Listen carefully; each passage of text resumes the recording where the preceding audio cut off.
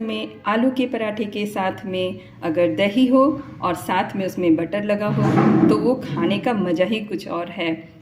तो चलिए आज इस रेसिपी को मैं आपके साथ शेयर कर रही हूँ। ये मेरे तरीके से भी आप इस पराठे को बनाकर देखिए, ये खाने में बहुत ही अमेजिंग लगता है। आपने जिस तरीके से भी आलू के पराठे बनाए होंगे पर इस तरीके से अगर बनाइएगा तो आपको हमेशा ऐसे ही बनाकर खाने का मन करेगा और आपके परिवार भी आपसे बहुत खुश हो जाएंगे। तो चलिए इस रेसिपी को बनाना शुरू करते हैं। आलू का पराठा बनाने के लिए सबसे पहले हमें बॉयल आलू की ज़रूरत पड़ेगी और ये करीबन वज़न में आधा किलो आलू से कुछ कम होगा। और इसके बाद आपको मसाला के लिए जीरा, काली मिर्च और सूखी मिर्च की ज़रूरत पड़ेगी।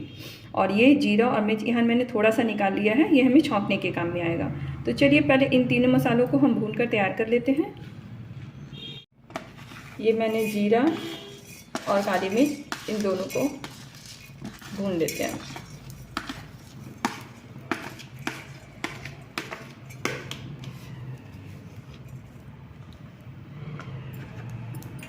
तवा को ज़्यादा गर्म मत कीजिएगा, नहीं तो मसाले जल जाएंगे।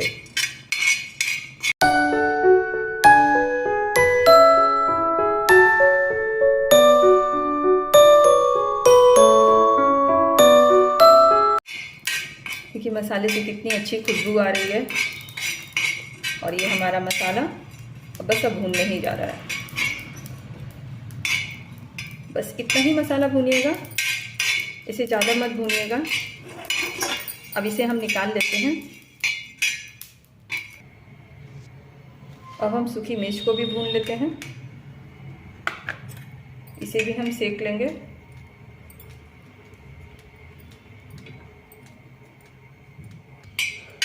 देखिए हमारा मिर्चा भी अब सीख गया है और इसे भी हम निकाल लेते हैं। अब इस मसाले को हम लोग पीस कर तैयार कर लेंगे और फिर इसके बाद हम आलू की भुनाई करेंगे। तो चलिए इसे पीस कर तैयार कर लेते हैं।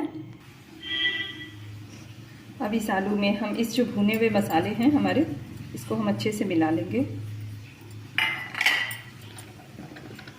अच्छी तरह से इसे हम इस तरीके से मिला लेंगे।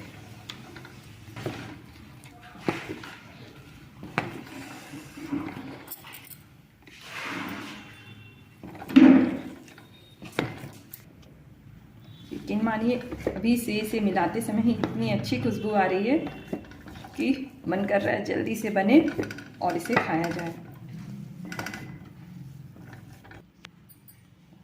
अब इसमें स्वाद अनुसार नमक डाल दीजिएगा, जितना आपके घर में लगता है। इसे अच्छी तरह से मिला लीजिए।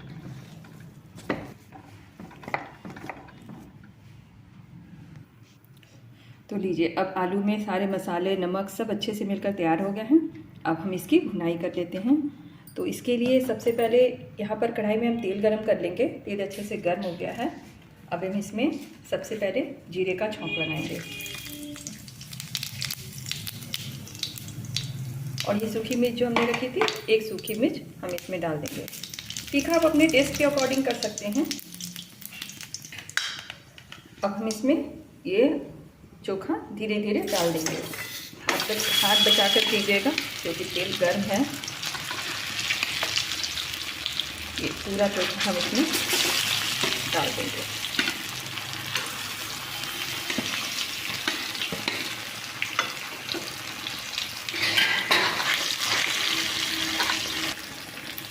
अब हम इसे अच्छी तरीके से भून लेंगे।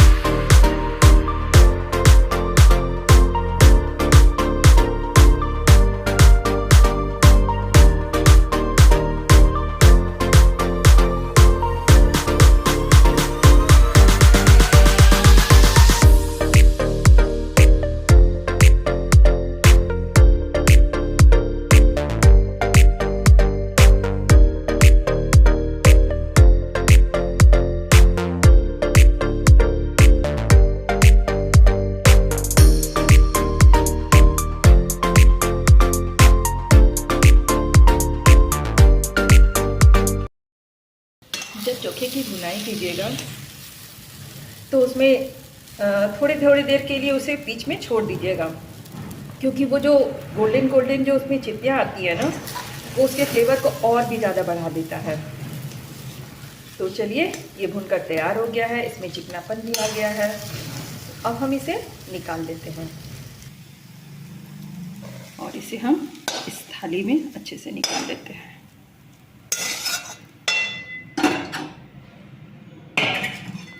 और इसे अच्छी तरह से फैला लेते हैं ताकि ये जल्दी से ठंडा हो जाए। जब ये पूरी तरीके से ठंडा हो जाएगा तब ये भरने के लिए तैयार हो जाएगा।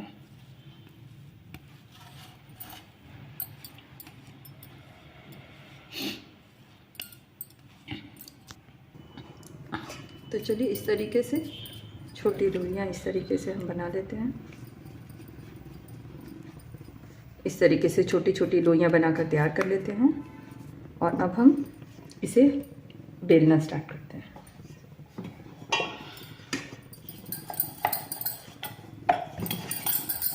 जैसे हम रोटी बेलते हैं ना, बिल्कुल उसी तरीके से हम रोटी की तरह बेल लेंगे। आप भरकर भी बना सकते हैं, लेकिन भर के बनाने से ना आलू जो है वो फट के बाहर आने लगता है। वैसे भी खाने में अच्छा लगता है, पर अगर आप इस तरीके से बनाएंगे ना तो और भी अच्छा लगेगा। ये देखिए, इसे हम इस तरीके से फैला लेंगे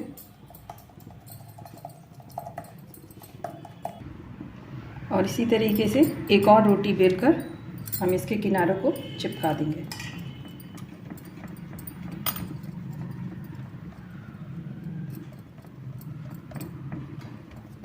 बस चलिए, अब इसे सेकने के लिए तैयार है।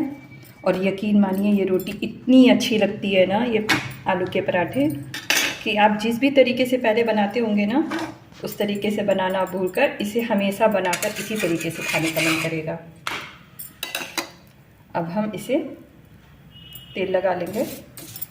तेल या घी, आप किसी भी चीज़ का इस्तेमाल कर सकते हैं। मेरे पास, मैं अभी तेल लगाकर इसे सेक रही हूँ।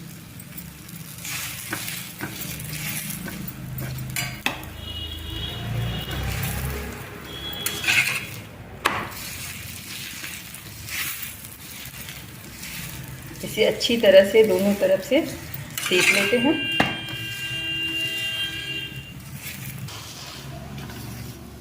तो ये देखिए, ये अच्छी तरीके से सुनहरा सीख गया है और इसे हम प्लेट में निकाल लेते हैं।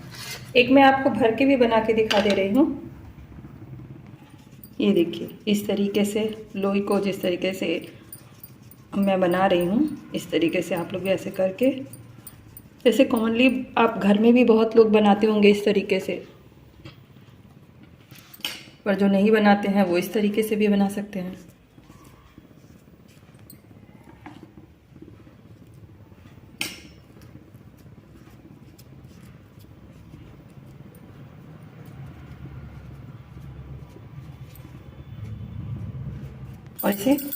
और इसे हल्के हाथों से इस तरीके से बेल लीजिए।